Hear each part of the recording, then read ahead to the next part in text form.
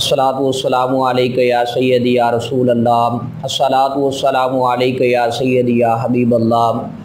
तहरीक लब्बैक या रसूल अल्लाह सल्लल्लाहु अलैहि वाली वसल्लम के कारकुनान के लिए ये बहुत बड़ी खुशखबरी है कि अल्लाह रब्बुल इज़्ज़त के फ़ज़ल और उसकी तौफ़ीक़ से डॉक्टर शफ़ीक अमीनी साहब को रिहा कर दिया गया है।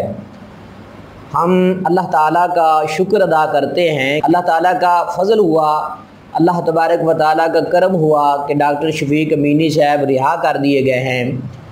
और हुकूमत का ये जाबिराना अंदाज़, हुकूमत की ये दो रंगी कि अहले सुन्नत व जमात को जेलों में डाल देना और दीगर मसाले के लोगों को मुहर्रम के दिनों में बड़ा प्रोटोकॉल देना, ये दो रंगी की हम मज़म्मत करते हैं कि हुकूमत जो है एक तबके को तो दीवार के साथ लगा रही है और एक तबके को जरा बड़ा प्रोटोकॉल दे रही है।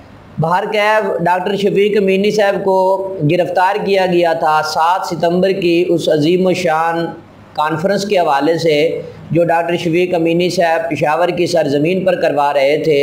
हुकूमत चाहती थी कि ये कॉन्फ्रेंस ना हो, तो डॉक्टर साहब को इस वजह से कैद कर दिया गया, पकड़ा गया। और आज अल्हम्दुलिल्लाह रिजवी मीडिया की तरफ से बहुत बड़ी खबर जो है सामने आई है कि डॉक्टर शफ़ीक अमीनी साहब को अल्लाह रब्बुल इज़्ज़त के फ़ज़ल से रिहा कर दिया गया है। और आज तमाम के तमाम कारकुनान अल्हम्दुलिल्लाह खुश हैं और हम अल्लाह ताला का शुक्र अदा करते हैं कि डॉक्टर शफ़ीक अमीनी साहब को रिहा कर दिया गया है। अल्लाह ताला तमाम कारकुनान को अपने हिफ्ज़ व अमान में रखे।